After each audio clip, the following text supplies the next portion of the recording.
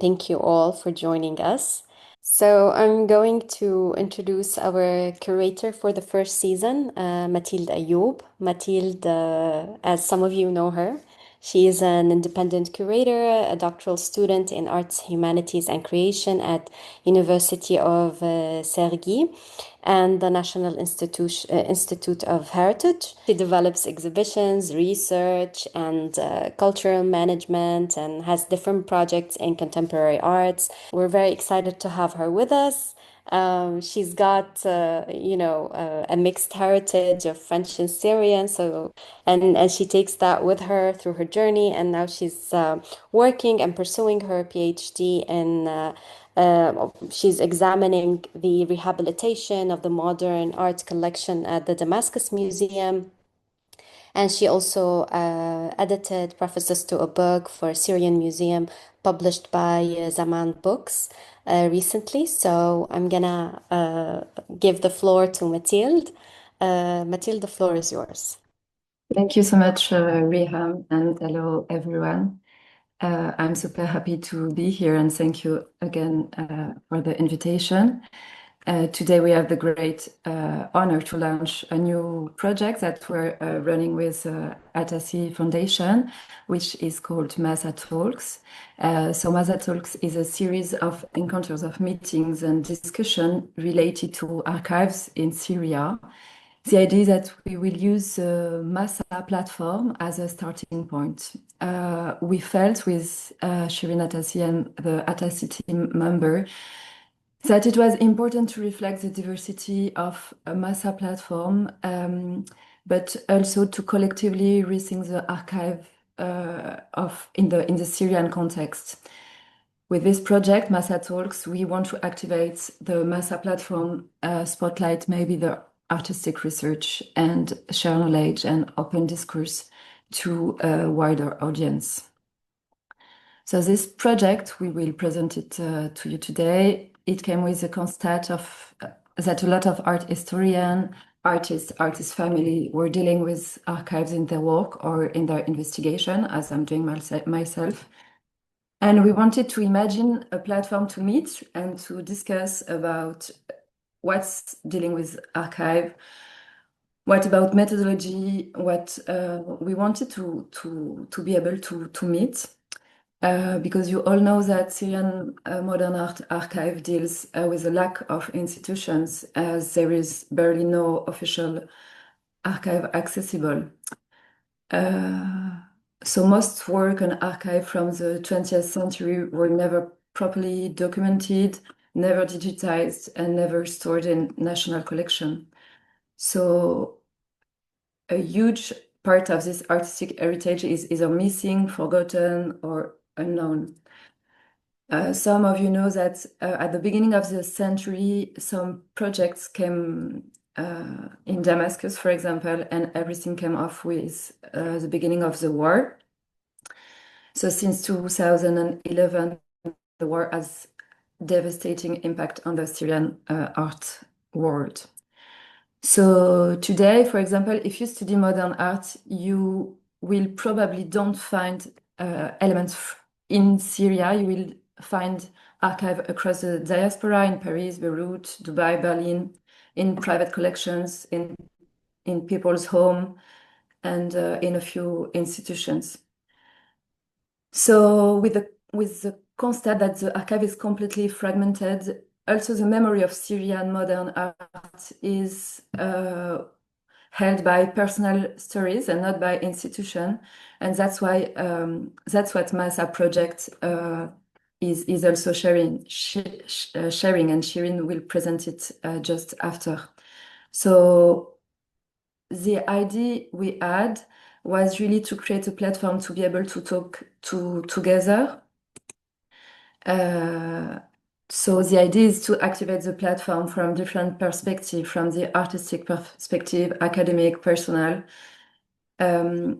We wanted to do a platform to try to write Syrian history and art history together, and not just from our different perspective. We wanted to share. This is why we decided to do this in the framework of the MASA project. So MASA Talks will be a series of public meetings that will explore the role and the meaning of archives in the context of Syrian modern and contemporary art.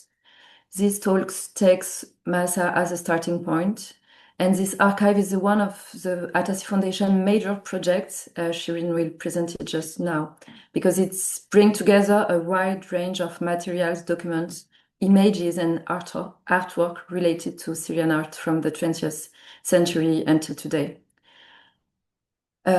So with the PowerPoint, so for this season, we decided to divide in 4 thematics our meetings to frame each session maybe from a specific point of view. So the first one is what we are doing today, which is called Exploring MASA. This session will be run by the Atassi team to dig into the platform. We will also have artists as archivists session, so we will meet artists working with archive in their artistic work. We will also have another thematics, which is inheriting an archive. We will invite artist family. We will share the work they are doing about their relative archives. And we will also have a fourth thematics, which is from MASA to other Syrian archive. We will invite other projects working with Syrian archive. So maybe I will just present the first season. So today we have the great honor to talk with Shireen Atassi about the MASA project. Next month, we will speak with Michel Zayat from Elias Zayat studio in Damascus. The idea is that we will converse with him about the archive of Elias Zayat, artist, but also restorer and art historian and teacher. In November, we will meet Christine Gédéon, and we will talk about the role of personal archive in her artistic work. And for the last talk of this year, 2025, we will meet a Syrian Design Graphic Archive to discuss about the great projects they're running. So this is for the presentation of MASA Talks. Now we will start the first session with Shireen Atassi. So one key figure about the preservation of Syrian modern art today is Shireen Atassi. She's the director of the Atassi Foundation, which is a nonprofit based in Dubai, created by the Atassi family. We all know about Atassi Gallery in Damascus and about the Atassi collection and the projects they did since 2012. So the foundation has become a crucial platform for preserving, researching, and promoting Syrian modern and contemporary art, also doing exhibitions. So maybe my first question to you, Shireen, will be how did the project MASA come into existence? Maybe let's go back for the starting point of this initiative inspired by the Atassi Foundation and also from the archive of the Atassi Gallery. Maybe you can tell us why it was necessary to establish such a platform in the context, contemporary context. Okay. First of all, thank you so much, everyone, for spending your evening with us. It's exciting that MASA Talks is finally happening. It's been in the making for a while in the background, but now we're very excited to be starting. And thank you, Mathilde, for curating the first season. And thanks to the entire team, the mighty team of ladies behind MASA and MASA Talks. I'm very excited we're doing this today. Back to your question, Mathilde. The seed for MASA was probably planted around 2018. And to understand why, we need to go back in time. 2018 was the height of the conflict in Syria. Destruction, displacement was everywhere. And it was really hard to imagine how much material was getting lost and destroyed and disappeared. So at the same time, I have to say, I'd been working, if you know me, you know, my background is actually not in arts. It's very corporate.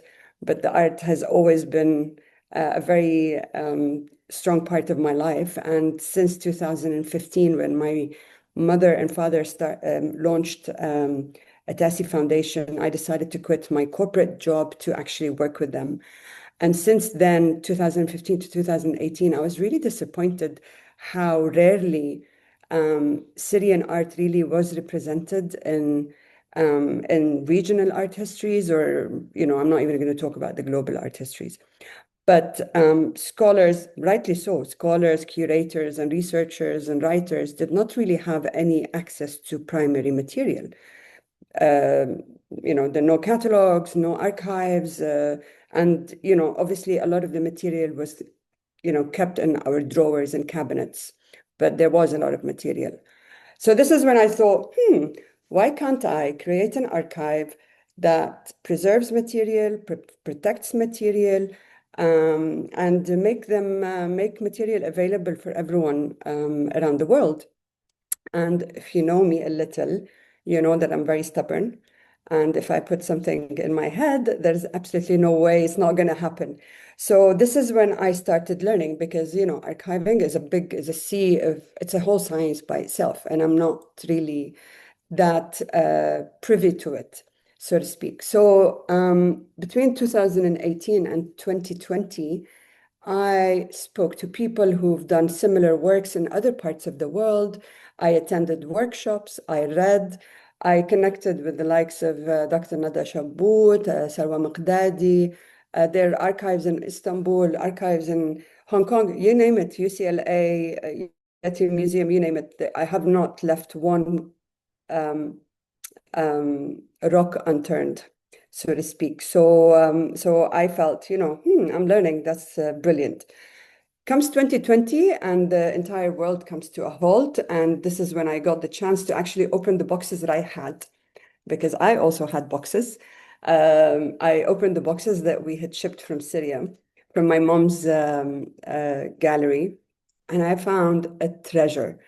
Catalogs, exhibition invites, newspaper clippings, slides which are not published, to be honest. I have 5,000 slides of artworks, because my mother used to go around, and because she used to publish art books, so we have a lot of slides that she used, or maybe not used in these books, but in preparation for publishing art books.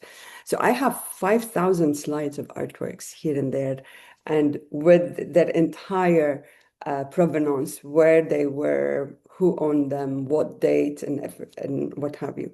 So I spent my lockdown going through this material, and by the end of it, I was like, great, I have a blueprint, I have the pilot collection. So then we started, so we uploaded all this entire material onto the Atassi Foundation website, which is really a repository. It's a website, but it's not an archive. Followed by Mahmoud Hamad's archive, thanks to Lebanon. And then Layla Nasser archive, and they were all, as I said, on the website. Comes 2023, we thought, okay, we have the critical mass to start developing a platform. We have the critical mass of material, but also we had enough in the pipeline to allow us to create a platform. And today I'm very pleased, I'm very proud to say we have 5 archive collections on the website, 3,800 plus materials. We have e-library books as well. But what I'm also very, very passionate about is the fact that it's profoundly Syrian, this exercise. And it gives me pride, because the primary researcher is Syrian. The foundation who spearheaded it is a Syrian foundation. It's a family foundation. It's not a research center. And also even the developers of the platform are Syrian, and shout out to you. I mean, thank you so much. But yeah, so it was developed in Syria. And that is an incredibly proud moment for us. So yeah, and the thing is, what I also love about this whole exercise is the fact that it allows us to tell our story. So there's a narrative, and that narrative needs to come from within rather than wait for the other or for future generations, because we do have a responsibility to preserve these materials. I know you asked me a short question and I had to go long, so. Yes, thank you. Maybe can you show us how can we navigate into MASA platform? What are the possibilities as a user to explore the MASA platform? Can we? So when we started designing the platform, we wanted to give the spotlight to the materials on the platform. So there's very little design involved in the front end. There's a lot of work in the back end. So you can explore the archives using two basic methods. One is you go to the archives, and as you see, there are 5 archive collections. We can press on any one of them, and then that will enable you to explore the materials in each one of them. So you get the tree on the left-hand side of the archive tree on the left-hand side of the screen, and then you get the materials on the right-hand of the screen. And I have to say, each one of the archives is designed with that archive, with that person in mind. So the tree, for example, for Atassi Gallery archive is built around the exhibitions, whereas the artist archives are actually built around their lives, the materials they kept, and the type of material that they kept in their archives. The second way of exploring, this is the easy way. The more difficult way is when you know what you're looking for. So if you don't mind going into the next, So this is the search page, and this is the bloodline. This is what keeps the archive together and makes it a whole. So this is where the research comes in place. So each of the materials, each of the records has a metadata. I'm not going to bore you with all of that, but basically it enables us to pick up information at different points. So we pick up the resource type, so whether it's a photograph, a press clipping, a poster, or a brochure. We created something called themes and tags, and these were really important, even though these probably took us the longest to agree, because these are the glue that keeps the archive collections and the material together. So those are the threads, the research threads that might be readily available, showing you, whether you're looking at art fairs, or whether you're looking at Arab artists, so women artists or Arab artists or what have you. And obviously you can search by date, and we left a free form field for people for users to search for names in particular. This took us a while to agree as well because of the translation. So remember, I didn't tell you at the beginning, but the archive is built in 2 languages, Arabic and English. Everything we produce is in 2 languages. And that meant that, for instance, the name Fatih Mudarris is spelt in so many different ways. The name Muhammad is spelt in so many different ways by different people. So we decided to leave it empty, so people can try different translations. So because if you put a very rigid search criteria, then you are going to be missing out on some of the material. So yeah, I'm going to stop here with the search, because we can take that, further, but I'm happy to go through it. Yes, maybe now what we can do is to just have a small look to the 5 archives that you mentioned at the beginning. Yeah. So maybe we can start speaking about the Atassi Gallery archive collection. Yeah. So Atassi Gallery archive collection is very close to my heart. Not because it's my mother's gallery, but because I also worked there, by the way, for a number of years, for 3 years. But also because the Atassi Gallery archive is rich in documentation. There you find more than 100 exhibitions that the gallery staged between the period of 1993 and 2010. And when you look at the material, you can see, for instance, even the pictures of people who attended the exhibition openings. It's such a such a window into the Damascene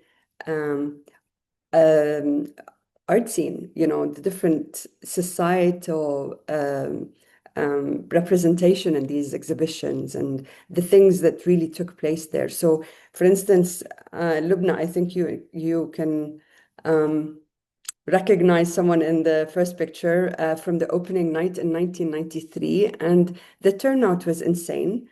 And then in 1998, my mother hosted a talk between Fatih and Adonis entitled "Is Painting a Literary Work?" And people were standing. There was a screen TV in the garden.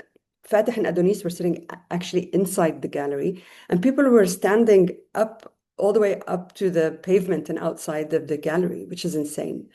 And then you have things like 2005. I mean, each of the exhibitions has their pictures, but the exhibition opening of Yusuf Abdelki in 2005 and Khan Asad Basha, which is the beauty of the white and black stone with the white and black artworks of Yusuf at the time, just insane.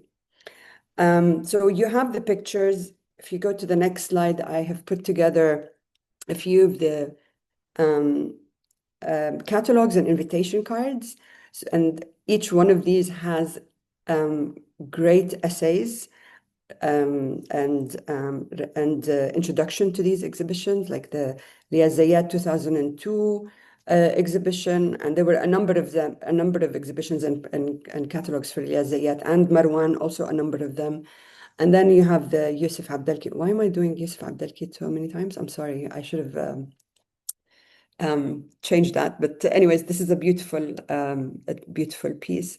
And then lastly, I'm not going to go on about the Atassi Gallery, but you have to remember the Atassi Gallery did not only exhibit for Syrian artists, Kemal Bulata, Samia Halabi, Hussein Madi, and also there were others like Goya. Those exhibitions that were done, for non-Arab artists as well. So really, what it shows us is a multitude of things. Whether I want to study the design of these of these catalogs and brochures, or a more social inquiry into how interested were people in the arts. I don't know. So yeah, so that's the Atassi Gallery archive. It was such a joy to work on it, because really it was there's a lot. Yeah, I'm going to stop there. Well, I think also, which is nice with the next archive you will present, which is Mahmoud Hamad's archive, is that also you were saying that Atassi Gallery was like archive was like a pictures of the Damascus art scene, and I think the archive of Mahmoud Hamad is also pictures of the Damascus art scene, but from the 50s, and that was super important also to absolutely to have the access to this art scene. So maybe it's a privilege, really. It's a privilege, and thank you, Lubna, for trusting us. Each one of these, like, it's really difficult for me because between me and like Noor and I have gone through each and every little piece of paper in each one of these archives. So I know them intimately inside out. And for some reason, I live the times with them. Do you remember, Lubna, I told you once, during the period when I was working on Mahmoud Hamad's archive, I actually happened to go to Rome for a long weekend with my family. And I went to the Academia and I called Lubna and I said, oh my God, I'm tracing his steps. So really, these archives are insanely beautiful because they give you a window into the life of their creator, their interests, and the trajectories, both on a professional level and a personal level as well. They are fathers, they are sons, they are brothers and sisters, and they are the teachers. So there's so many things that kind of converge here. And this is probably the beauty. And one of the reasons why we wanted to put a program like this is because it is not only meant for researchers. There are snippets of our history that come out beautifully. So Mahmoud Hamad, I mean, everyone knows him. The archive captures the breadth of this pioneering artist who was not just an artist, but he was also a dean of the Faculty of Art in Damascus. And I picked up, for the next few slides, I picked up a few records that really resonated with me. Can you go up? Yeah, can you stay on Mahmoud Hamad? Sorry. So here on the right-hand side, you see a postcard that was sent to him by Mahmoud Dadouche in 1958. And if you go, like if you make it bigger, he's actually congratulating him on the union with Egypt. You know, like it's a beautiful, so تهانية بمناسبة الوحدة العربية. It's insane. And then the one next to it is a sketch model of so the archive includes some of the monuments that he worked on. And this is the unknown soldier in Damascus.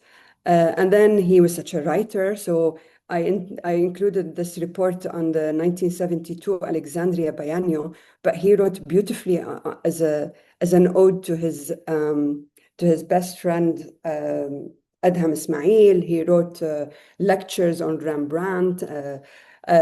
He wrote a lot actually, and Lubna, you probably know better. But his archive is super rich, more than 1,000 records that covers personal documentation from a birth certificate all the way up to pictures, photos, newspaper clippings and writings and postcards and all the rest of it. So incredibly, incredibly powerful. And yeah. So again, every time I'm going to talk, you're going to hear me say, this is one of my favorites, but they're all my favorites, okay? They're all my children, and I love all my children equally. But if you go to the next one, it's actually Layla and Ser, and Layla and Ser's archive came at a very timely manner, thanks to Ahmed Qasha, the artist, who actually thought of collecting and digitizing her archive.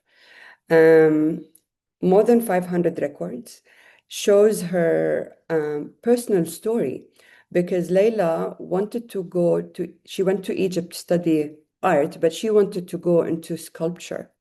But her teachers at the time told her that painting was more fitting for a lady like her. So we have pictures from the Faculty of Fine Arts in Cairo. We have correspondence, like, for instance, this particular one, Fatih Mudarris was the head of the Fine Arts Syndicate, or the union, in Syria for some time. And in this letter, he writes to the Minister of Defense, Imad Mustafa Atlas at the time, asking him for help to get Layla to go to Paris to receive medical attention, because she got some reaction to paint when she was working on a Vietnam War series. And then we put this notebook, a picture of a notebook that she kept. So again, where art and poetry converge.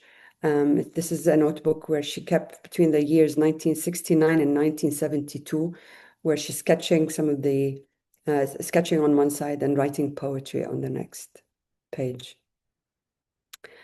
I hope I'm not boring you, but this is like really music to my ears. I hope it's not. It's the same to you guys as well. But if we go to the next one, Ahmed Madon, and this is such an interesting discovery. I mean, I had heard of Ahmed Madon. I did not know him, like I did not know his story intimately, because sadly he passed away in a car accident at the age of 40. But Ahmed Madon was not trained in art. He was a self-taught artist. He was actually, just to make sure that I don't get that one wrong, what was he? He was taught, he trained Using statistics, no? statistics and computer sciences. And then he decided to go into the art. He actually was sent to Japan for further education, and he held his first solo exhibition in Japan, even before he held a single exhibition in Syria. But between the years 1976, I think, and his death in 1983, he held 8 exhibitions. Here you see Ahmed Madon, who comes from Palmyra, painting out in nature. The next one is a decision appointing him to the Exhibitions and Collections Committee. And the Grand Hotel is the letterhead of a hotel that he stayed in the UK. He was sent to attend a residency for art education, which I thought was really interesting. So this is a great discovery for me. And the last one is Abdul Latif Smoudi, thanks to his family. Abdul Latif Smoudi was born in Hama, went to Sharjah, moved to Sharjah in the 70s, and he taught art in the schools in Sharjah. But his archive includes more than 1,000 records. I think we issued more than 1,000, but we still have a few items that we still haven't finalized. But the beauty of it is it shows how rich his involvement was in the building of the very young art scene in the UAE.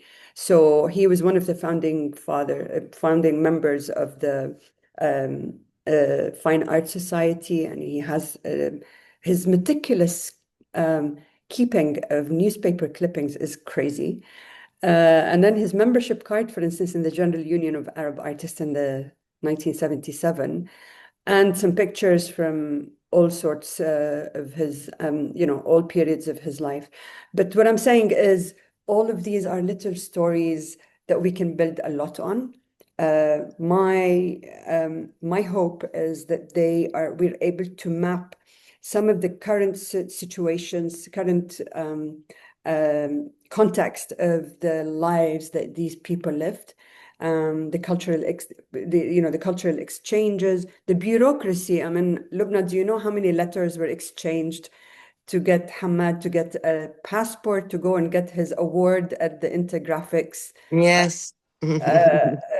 Award. He won an award in Berlin, and the number of letters that went back and forth from different people just to get him to take leave and get passport and to travel. get the permission. Permission. Yeah. It's crazy. I'm like, do they have nothing better to do at the time? But but anyways, who am I to judge?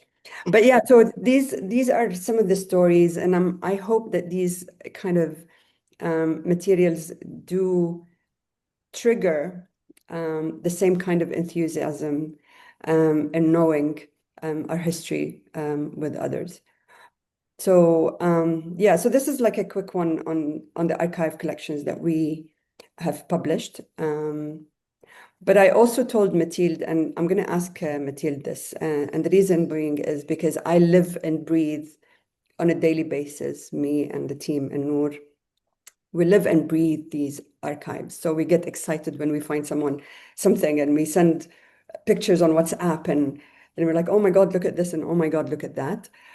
But it's also important for me to ask you, Mathilde, as a researcher who has spent quite a fair amount of time on MASA platform, can you also help contextualize some of the threads that you were able to identify in? Yes, thank you so much, because it's true that I spent so much hours on MASA platform, and actually I've been checking it before MASA platform exists, when it was just on the website of the Atassi Foundation. So I've spent a few moments with this archive.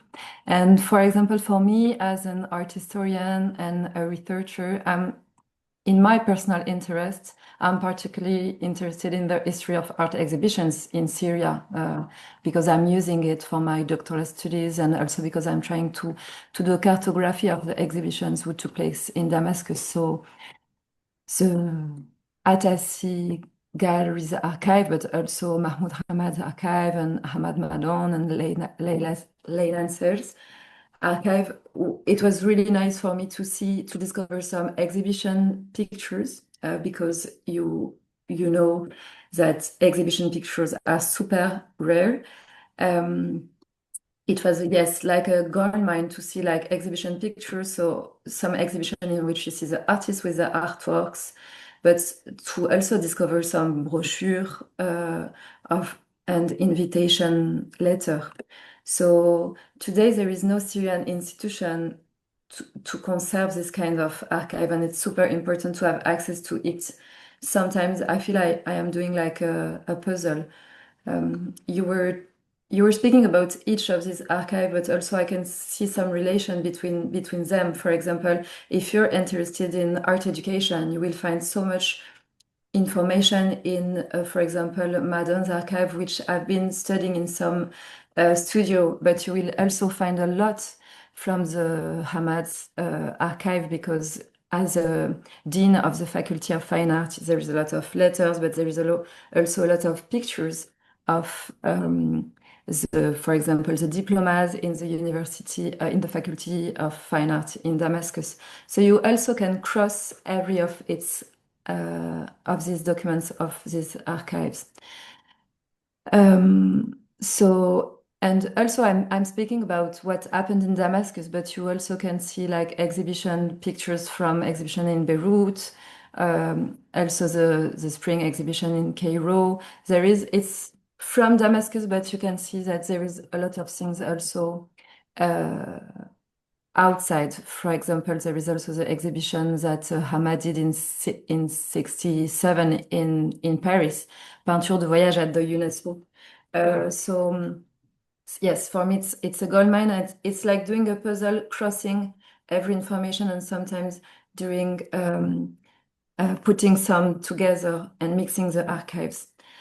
I also did a selection of the postcards, because before being an art historian, I'm a postcard collector. So when I saw all the postcards from Mahmoud Hamad's collection and archive, I was like super happy.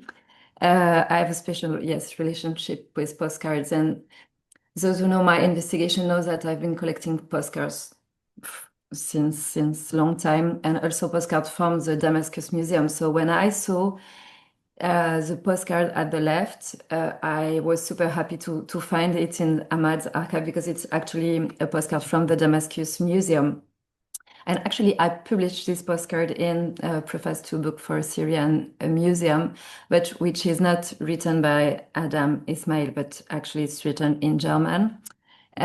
So I choose this selection of postcard. Why? Because it's not just postcard, but it's postcard which have been received by an artist from other artists. And this is super interesting when you try to map the relationship of the modern art scene in Damascus.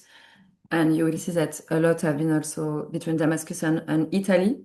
It's super important to see this relationship that also are in the daily life, not just in the museum, not just in the Faculty of Fine Art, but they were also super friends, and it's important to understand the relationship. I also choose these like two postcards which were sent to Mahmoud Hamad from different artists from the same place, which is the Capri Grotte. One was sent by Adam Ismail in 1955, and the other one was sent from Nasir Shora and Rashad Kseibati. Yeah. And I like the idea, like also what is the meaning if you see in one archive two, they are actually not the same postcard, but it's artists who are also doing the same tour. And actually, I'm also interested in how Syrian artists have been studying, and I've been traveling a lot into Italy and also into France, but a lot into Italy, and it's super nice to see that they did the same tour. I also chose the same postcard that Shireen did about Mahmoud Dadouche, because as Shireen told, he just congratulated for the creation of the Arab United Republic, and also because it's a super important work from Mahmoud Hamad, which is actually from the Damascus Museum collection, in which you see like three main characters. One is like bigger than the other, which is Arab United Republic, and you have Syria and Egypt.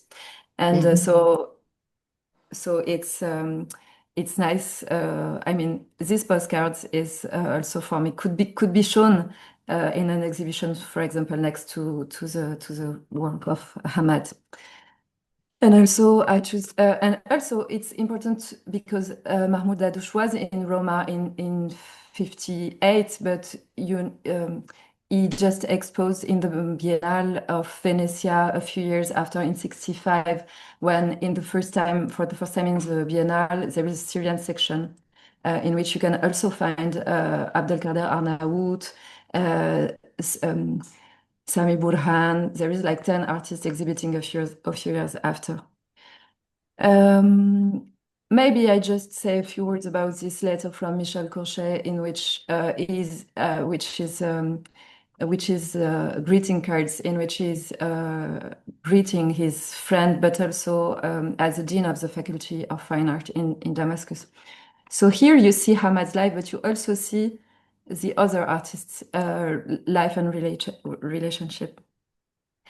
So this was for my passion of postcards, but I also have a second passion, which is art books and art exhibition books. And for me, digging into the e-library of MASA was really crazy, because I'm conducting my investigation, my PhD investigation around Damascus Museum, but also I'm trying to map the different exhibitions that took place in the Damascus Museum.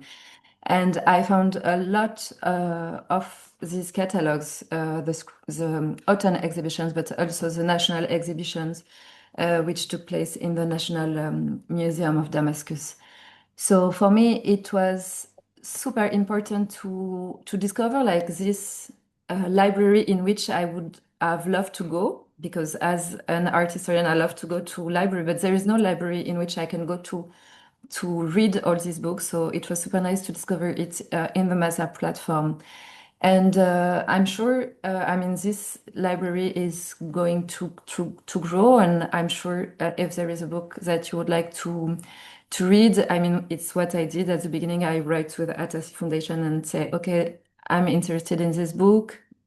I would like to have a digitized version of it. And it's not just about the 5 archives that are from the MASA project, but it's opening it a lot. And I'm sure if you have books that there are not in the MASA library, it would be super nice to share it with us so we can grow it together. So yes, it's like Shireen, when I talk about like Syrian art and its archive, I feel like emotive, and I'm like super happy to share. And I took it because I wanted to share so much histories about archive from MASA. But for me, it was like, yes, a gold mine. And thank you for inviting me to dig more on it. Thank you. So maybe to go a bit deeper in the conversation, we could just talk about maybe the challenges about you faced during the process of the archive, and then maybe we can open the Q&A. Yeah, I mean, nothing comes easy. It has been a long and complicated process, but I'm going to be very quick with the challenges, because I'm really interested in opening up the floor for everyone to be conversing around it. I think at this point in time, my biggest challenge is really digitization. I do not have a central digitization station, which means I am unable to meet standards, standard specifications. So you will find that, digitization is happening in different places by different people, and we're unable to manage the process of digitizing and standardizing the specs. Now, this is going to change soon. How soon, I am unable to foresee, but this has got to change soon. So we are looking to set up a digitization station. It's a matter of a matter of time. So it's going to happen. It's going to happen for sure. But the other challenge and this probably is a good place to stop, is how to activate this archive, because it's all exciting to have all of these materials, and for me, Mathilde and Noor and Riham and the few people around us to get to jump up and down because we have just discovered something here and there. But if people don't use it, then really I don't know, the impact is of what we're doing becomes diluted. We do know that this is going to be a very slow and steady progress. It is cumulative. We're not looking for a zillion shares or a zillion users at this point in time. But what we have been doing also, which is really important, if you don't have your name on our mailing list, please do, because we've been sending quarterly MASA newsletters, which are a gem. And why is that? Is because Noor, who's the lead researcher, knows the material inside out, and she's able to connect things together in these newsletters where she presents, highlights certain records and puts them in context and connects them to somebody else's archive that has something similar and converges everything together. So really it is probably my two biggest challenges are digitization and the activation. But I think the activation is happening slowly, but yeah. But I'm very keen to now kind of have you guys tell us what you think, if you have ideas for activation, if you have ideas for research, if there's something specific that you enjoy, if you've gone through MASA, have not gone through MASA, if you have any questions, we wanted it to be an interactive session after all. Actually, I want to add something to Mathilde, what you said about the collecting the postcards. My father was a postcard collector. So what you found in the archive was part of his postcards. He used to collect postcards from all the countries, all the museum he went to, and we have like hundreds of postcards. The interesting thing is that you can, and for me, is you can see the progress of printing and the ideas that are in the postcards, like Christmas postcards, museum postcards, a variety of postcards that came from like more than a decade of time. So if you are interested, please pay me a visit and I will show you all the postcards that we have. I will definitely come and visit you, Luma. I hope I can Most welcome. Most welcome. Actually, before the call, we were talking about postcards, and I told them I have the whole set of. There was a very famous photographer in Damascus by the name of Shahinian, and he used to design postcards for the Ministry of Tourism back in the 80s, and probably the early 90s as well. And I have a full set of that, and it's just a whole different like gems. With the postcards. So yeah, I think postcards are high on our radar at the moment. And I want to say something also. You mentioned Shahinian. So I do have a lot of very old pictures of the family. My grandmother, my grandfather from Lebanon, from Damascus. And a friend of mine was very much interested on what was written on the stamp on behind and how they used to put them in like a frame of paper, and the signature of the photographer and the studio. So when you dig into archives and like photos, like the stamps on the postcards, for instance, who designed them in each era, what was the used stamps in each country. So this is a huge area. a huge area, many different zones that you can search into. Yes, stamps are very interesting also. Stamps from Rome, like from the 50s. stamps from the, يعني when Syria was united with Egypt, they had those kinds of collection stamps. of our stamps, and I have a collection of stamps that were made by during the union about objects from modern from museum collection, and there is an edition special with objects from Egypt and from Syria from both museums, and yes. May I add something? Hi. Yes. Hi, Ranim here. Thank you, Shireen, thank you, Mathilde, and everyone for this great initiative, talk, all the research and everything. I'm interested to know a little bit more about what you mentioned in the end about digitizing the archive, and I think so. There's some platforms such as, for example, the Looming Council, if you know them, where they digitize the graphic, like specific graphic elements of archives and so on. So, are you looking more to create your own kind of digitized full platform, or sorry, full, I don't know how to say it, like digitized archive, or like maybe collaborating on those kind of Yeah. What I mean by digitization is, let's say, Mahmoud Hamad archive. I don't have the actual archive. I don't have the paper. I think there's only one or two archives where I actually had the paper, the actual physical archives. And what that means is when I have these physical archives, I need to have, there are standards for how you digitize and the specifications for these different types of materials.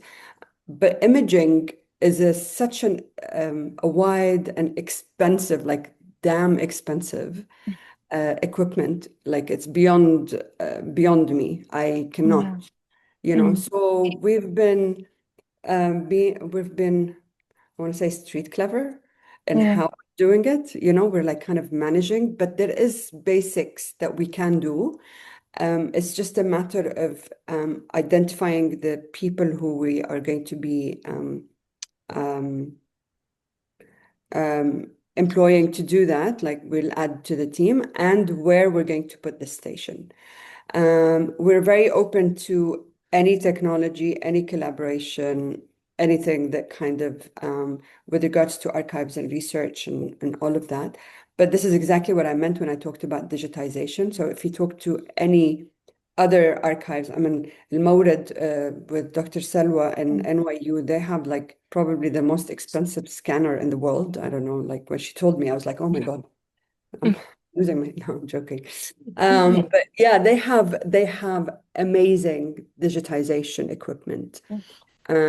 Sadly, I can't do that, so I have to work my way up somehow. But the council, what council did you mention again? They're called the Looming Council. The Looming, yeah. So they're based from the university in Sharjah. But I think they mostly focus also on digitizing the typographic aspect of those visuals. But I feel like there's a lot of content in this archive that is amazing to be kind of put out there through, especially through the educational field, like in universities, and to be, given talks about and being really like talked about, and yeah.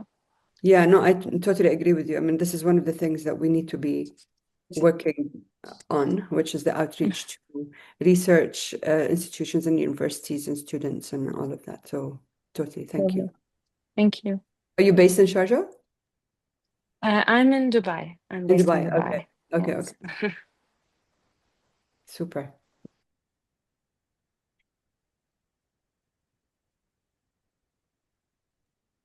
I have a question about rights. Suppose I'm a researcher and I use the material made available by you. So who is the owner, and who is to get credit for whatever I use in my Yeah. research? So copyrights is a very sticky area. And people think because I have an artwork, I own an artwork, one of these behind me, therefore I have the rights to the artwork, and I don't. The copyrights of an artwork or any piece of hay lies with its creator. I do not have the rights. You can give me courtesy because you found it on MASA. So you can give courtesy to MASA, Atassi Foundation, whatever, like MASA Archive and the Atassi Foundation. But Atassi Foundation and MASA do not have, we do not have the copyrights rights to do anything with the work. Now, we have worked extensively with lawyers, and we have drafted terms of use and copyright laws on the website, and these can be viewed on the website because obviously it has been provided for non-profit, non-commercial research purposes, but not commercial purposes. But this is one of the reasons also, Suzanne, that we do not publish the entire book, like on the e-library. We don't have the entire book because I can't go, and I don't have the slides of artworks. I have 5,000 slides digitized already. I can't publish them because I don't have the copyrights. And this is another important part, is we don't publish artworks of artists on the archive. And this is a decision we took for a number of reasons. We don't want people to think this is a catalogue raisonné because it's not. And people can become a bit silly. And I don't mean silly in the sense, like an obnoxious way, but silly in the sense that we think you have 100 artwork images of Leila and Sayr, therefore this is a catalogue raisonné, and it's not. And B, the archive itself becomes too heavy for you to open it and for us to use it. And C, when it comes to artworks, the copyrights become like a whole different ball game. At least this is material that they kept, and it's used for research and yeah. But it is a very sticky part. It's a very, very sticky part. I mean, I worked with lawyers extensively to go through each and every type of material. So we have, for instance, one of the archives, I can't remember which one, had a lot of, Abdulatif Smoudi actually, had a whole book of business cards of people. Because back in the days, they kept business cards, and this is how you didn't take my mobile number, you gave me your business card, right? I can't publish that. Okay, there's security concerns there, no? I mean, most likely the numbers have changed and locations have changed, but still, I can't take that kind of risk, So we have to use our judgment in a lot of cases. There are, for instance, archive records that the families have asked us not to publish, not to make public, and we have to respect that. And sometimes even, I think, I can't remember which archive, but the family did not tell us not to publish, but we were like, oh, I don't think I can publish that. I don't want to, so we have to use our judgment in some cases. So I'm just thinking, Shireen, about the sorts of headaches that you had to deal with. So there are legal issues, technical issues like the scanning you were talking about, the content itself, how to organize it, make it available. My God. And we can just, click and go in but coming back to the copyright thing. So the status. So you consider yourself what? A source of information or Yeah, a source of primary materials. Yeah. source of primary material? Well, I can't say it's not all primary materials because there are things like newspaper clippings and what have you, but we are a source of information, and materials for research. But I do not own the copyrights to any of that. And it's very important that people know that, especially with artworks. We have seen images of artworks from the Atassi Foundation collection floating everywhere. And there's very little I can there's very little I can, I can do to stop that. خلاص, it is the age of sharing pictures, I guess, But as long as it's not being used for commercial reasons. So for all of the books, for instance, that are being published on arts and all the loans and what have you, we have all the correct paperwork trail. We have a form, we have, we have all of that. And it's always courtesy too. It's not copyrights at Atassi Foundation. It's never that. And But it's but all, just one more question, and it's all to be please. done from online. I mean, do you have people who come to your location to do research? We did have a couple who were who wanted to. So we don't have offices.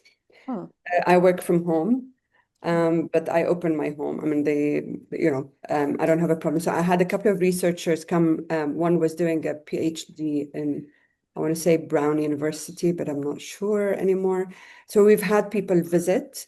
Obviously, we prepare in advance. I have the books in my library, for instance. I have a lot of material that is not on the website yet. So for instance, now we have the materials of Burhan Karkutli, the entire archive in a suitcase that Noor and I traveled to Belgium to carry between the two of us. So I do have a lot of material. I don't have offices, but my house is open. So I don't have What about the gallery where I visited you one day? So the gallery is still there?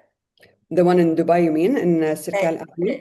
No, that is, it was just a program for a certain period of time. And then I can't afford, honestly speaking, I can't afford to have a space and activate the space because, again, the space, you need people to keep coming, right? And the cost of the space and what we're doing. I mean, you're spreading yourself way too thinly and you can't do both. Within the setup that we currently have, let's say, within the resources in terms of people and time and money and all of that, I can't do it. So we chose to do it this way. But my house has turned into my operation. I can imagine. So yeah. No, I'm going back to this question about copyrights because, for example, okay, in my investigation, in my PhD, I can mention the courtesy of Atassi and MASA project. But for example, if I curate an exhibition, shall I ask you, Shireen, to publish some archive, or shall I, for example, ask Lubna? Because, for example, for the exhibition in Paris, I used some archive and I contact directly Lubna and she gave me the authorization to publish it. But I'm interested in this kind of process. Yeah, I mean, Lubna is the owner of the copyrights. So if you come to me, let's say Burhan Karkutli, right? So his archive is going to go live in the next few months. So let's say Burhan Karkutli, you need to use one of his materials for an exhibition. You're going to reach out to me, but I'm going to have to reach out to his family. I don't have the copyrights. So obviously, I would like to be courtesied because you saw the material on the website on MASA, but ultimately it is Lubna who has the copyrights. Only she has, in some cases it's easy, Lubna, you can reach out to her. In some cases it's not that easy, Again, from my perspective, it would be nice to get some credit as to within the courtesy section, but not more. Okay, thank you. I mean, the beauty of this all is not just really is not, I mean, we're only bringing it to light. It's they who kept these archives. It's they who were meticulous about writing, like Abdulatif Smoody, each clipping is stuck onto, like, especially the small ones, he would cut it out of a newspaper, stick it to an A4 paper, and then he would write down the publication, the date, and the what have you, meticulously done over 20 years. Like, it's crazy. It's crazy.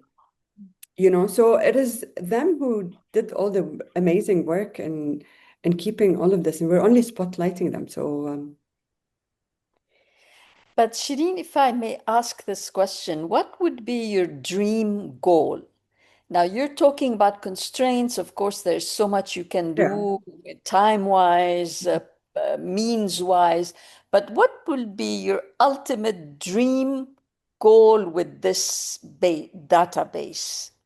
I mean, for me, definitely it is, we're talking about protecting and preserving the legacy of those people who otherwise we would not, I mean, if Ahmed Kasha did not reach out to me, and when I spoke to him and agreed and got her to agree to publish it with me, there's such materials I would never have been privy to see.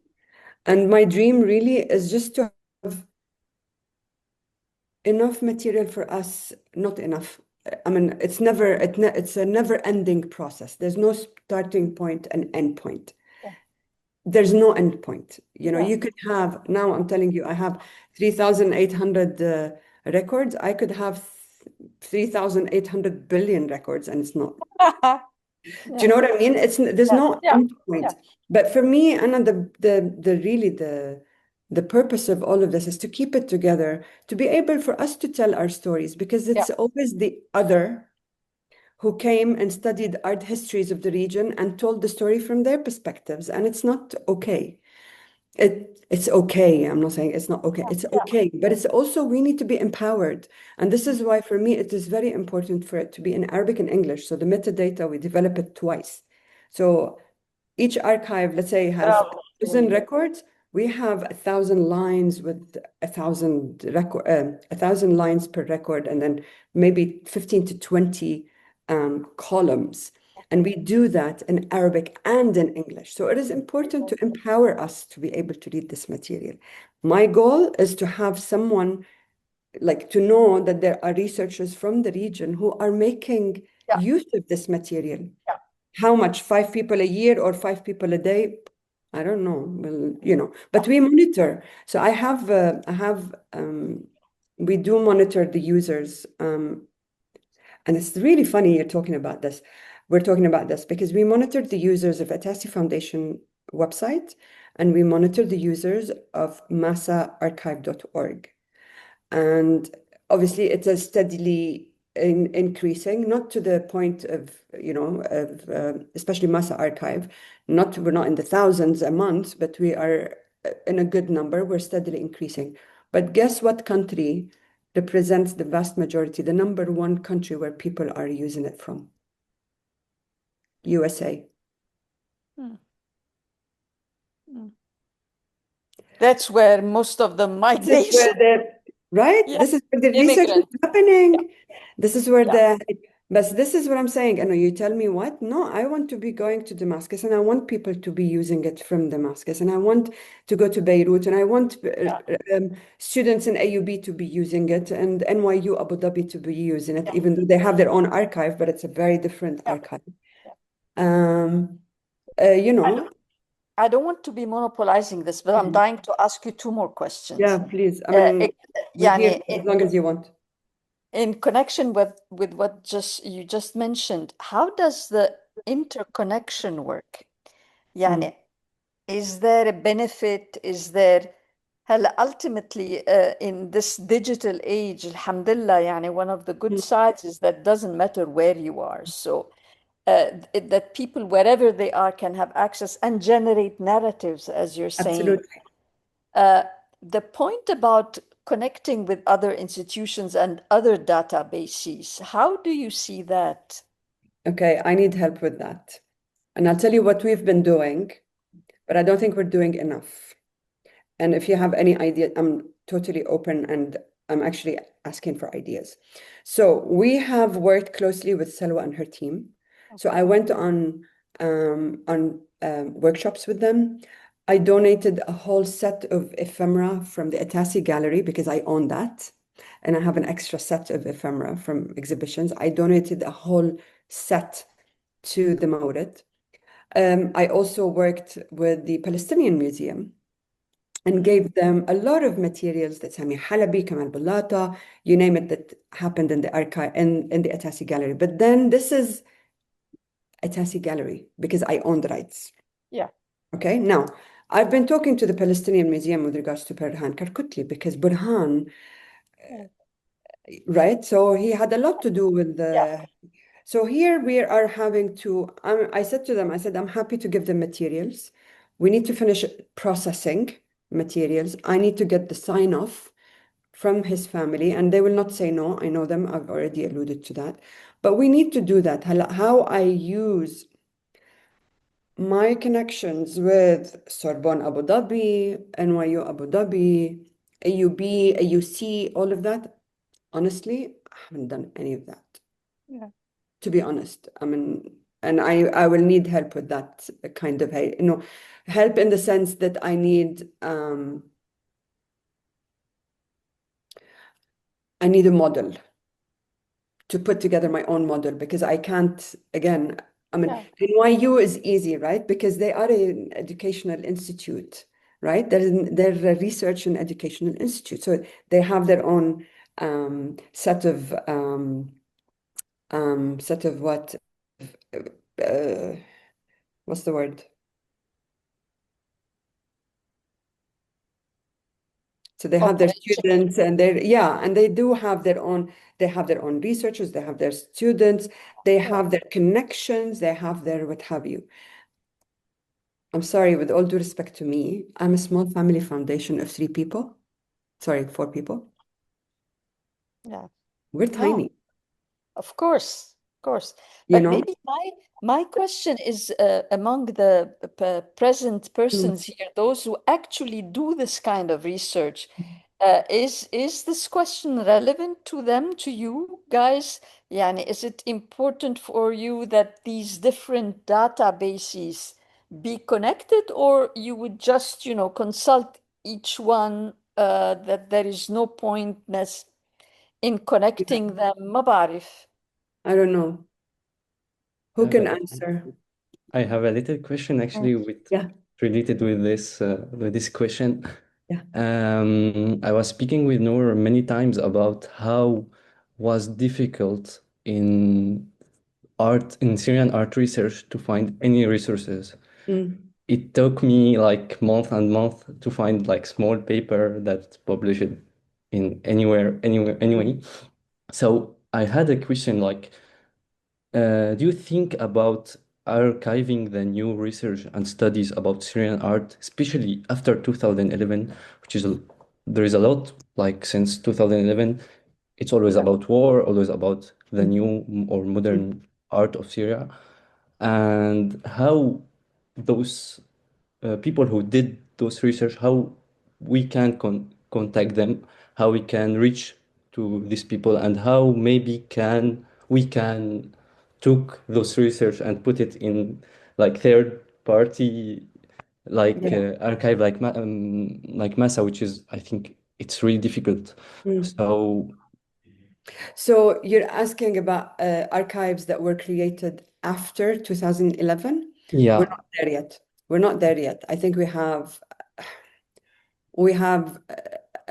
more urgent, probably I'd say urgent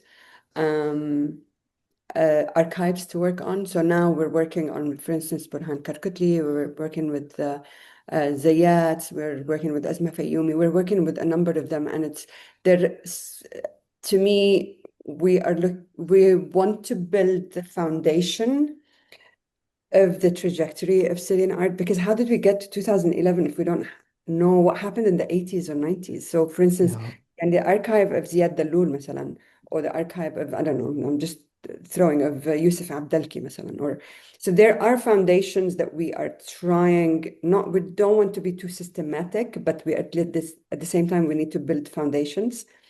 And I feel that when we're starting with the beginnings, it makes a lot more sense. That's not to say they don't have a role, the young generation.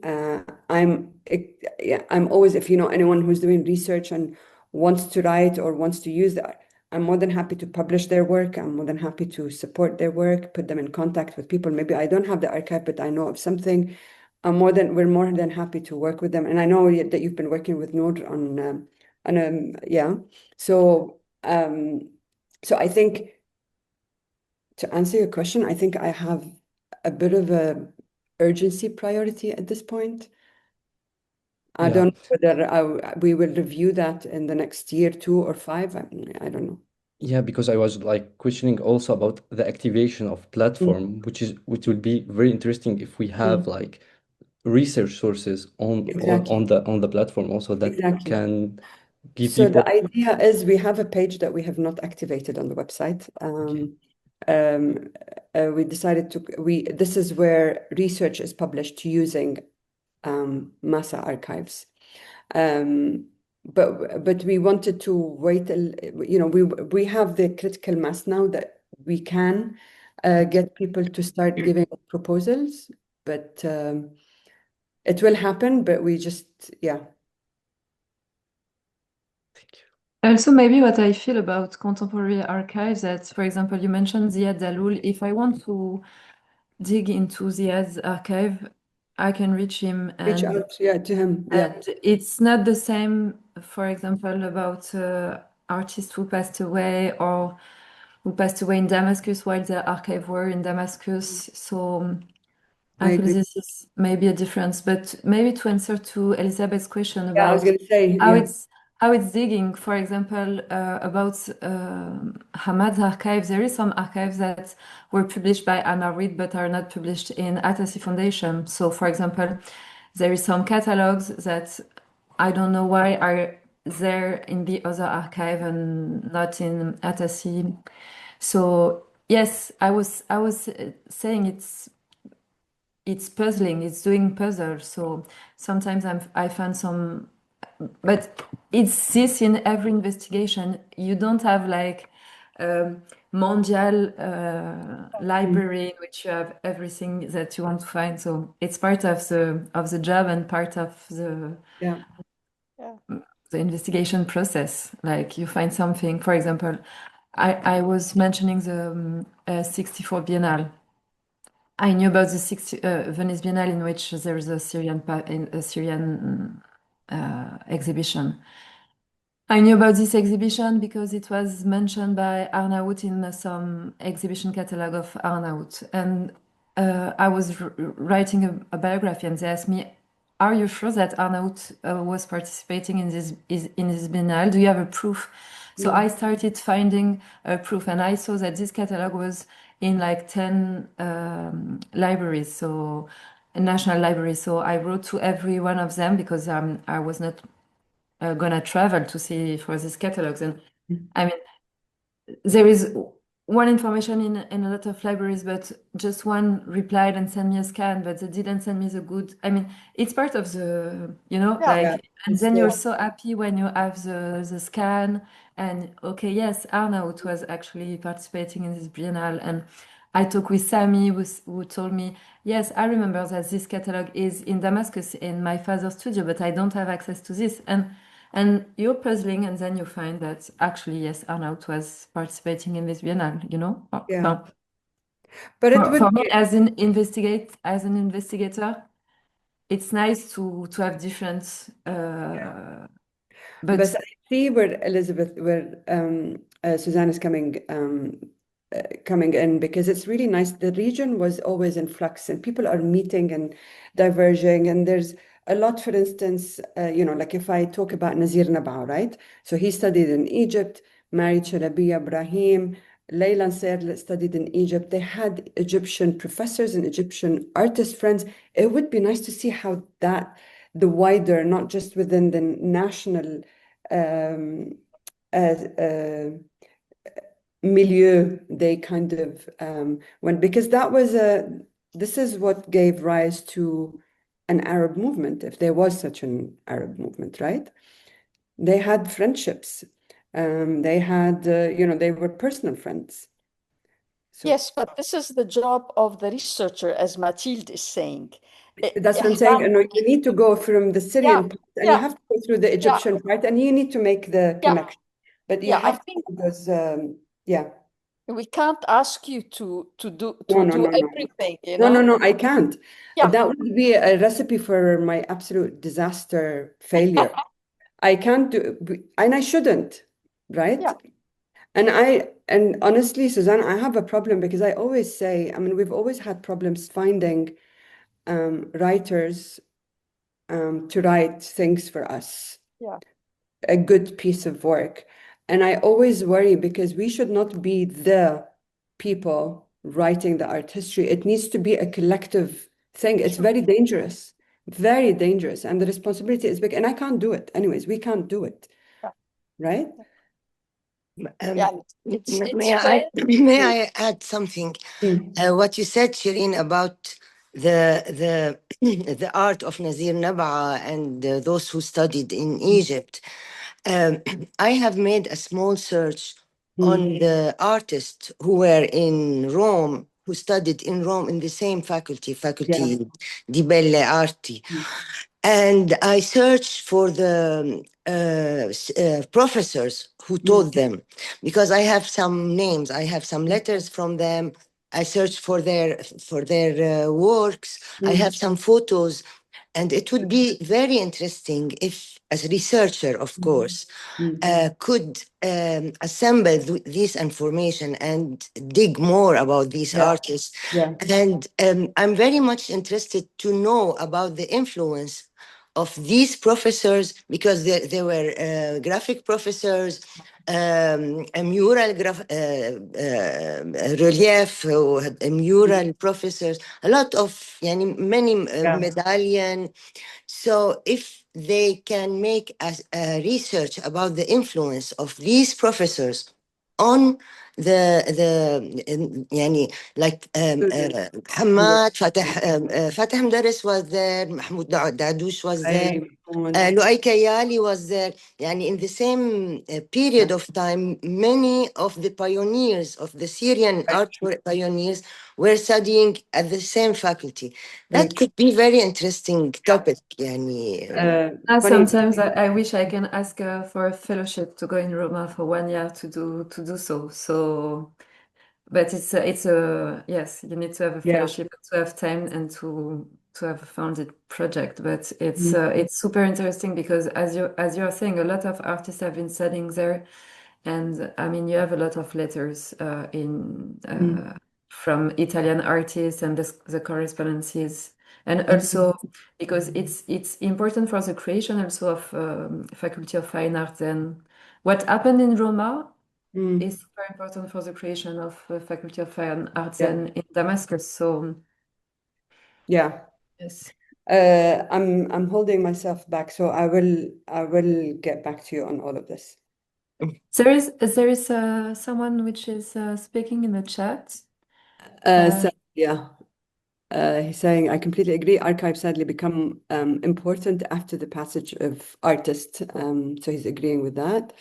And not just Syrian ones, but Arab ones at large, which is very interesting as a central city for all these movements. And I think you're referring to Rome, right? Yes, I am. Sorry, my voice may be a little cut out, but it's lovely to see you, everyone, and to hear. Hi, Shireen. Good to see you. Lovely talk. Of course, you know my interest in this and how involved I am. I do think, in my humble opinion, I mean, you are the model of this sort of archival situation we're facing ourselves with. The Atassi Foundation has become the model of art history for Syria, and that's okay, because you're not writing it. You are doing it in a way where you provide for us researchers and historians and writers to come and indulge with it. I will say, though, about a very interesting thing Elizabeth was saying, how to activate those kind of archives on institutional levels. And just from a museum perspective, I would say it would be interesting to maybe have small publications, right? Because that way, the libraries can own those publications, the museums, the universities, what have you. But at the end of the day, you've just helped publish, and the artists own the rights, and nobody ends up having the archives. You're not collecting the archives at the end of the day. You're not a collector of ephemera. You're just sort of presenting it. So very true. But yeah, at the end of the day, it does end up this way, where certain institutes collect the archives, the artists or the estates have it. I mean, literally, I hear 2 months ago, I had to delve into Faith Ringgold's archives. And this is Faith Ringgold, and it was just a whole storage room of papers. So it's still like to be dealt with, you know, unless a gallery comes in and buys all of this, then it's a whole thing. So we're very thankful for everything Atassi does. No, but it's really important because I'll tell you what, I think what you said is very, and I took notes, because it's important we think inwardly. And the reason why I wanted also Mathilde to talk about the archive herself is not because of anything else other than the fact that we are looking inwards. I need the outside to look at us and to give us ideas and to work with us, because we're stuck in our little holes. And it's not a little hole, it's not a hole, it's like it's a whole universe, you know, but we're there, and all of these are very important. And this is why MASA Talks the whole idea was conversations, because this is what we need. We need the conversations. We don't know who's researching in using these archives, because we don't get the data of people, but we need to be talking to you researchers and to tell us which way, what other ways, etc., etc. So it's really important. And really. I think it was the idea with MASA Talks also to try to do a platform to meet, to talk together, and to see what can we do and how can we activate it. Yeah, absolutely. I think, I mean, as an outsider, I think that this is a field, the whole field of Arab contemporary modern art history is just booming. And I think you are laying the ground, Shireen, you and your team. Now you are making available something very valuable, and it will be up to, no matter haram, what energies you are putting in. Ultimately, it's up to the researchers to make use of it and start a dynamic that will create its own momentum. Yeah, absolutely. And this is what we always say, it's cumulative. Everything we do is cumulative. Funny you're saying that. Back in 1997, 98, 97, Ilyas Zayat wrote an introduction to the contemporary art in Syria book that my mother published. 2017, we translated it again and we published it on our website, because this is the bidayat. I swear to you, every single month we get all the analytics from the website. It is one of the top 3 pages most frequently visited. Wow. The article was written in the 90s. Yeah. Republished again for free because the book is out of stock anyways, but it is out of print.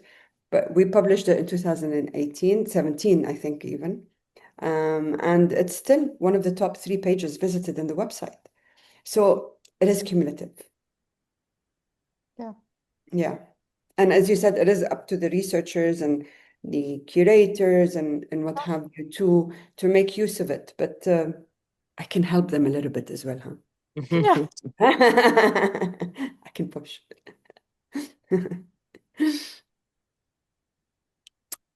Amazing. This is exactly what I wanted. A discussion. That's amazing. Thank you so much. And I'm sorry it took so long, but I personally really enjoyed it. Not because we're talking about our work, but because really we are connecting, and this is primarily why we want to be doing this.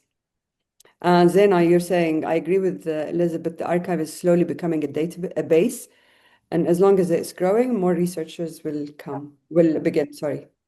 أكيد 100%. 100%. Well, we look forward to the following. Thank you. So the following session will be next month in October, and we will be with Michel Zayad. The idea is that we will try to meet from Ilyas Zayad's studio in Damascus, so we will be in the archive.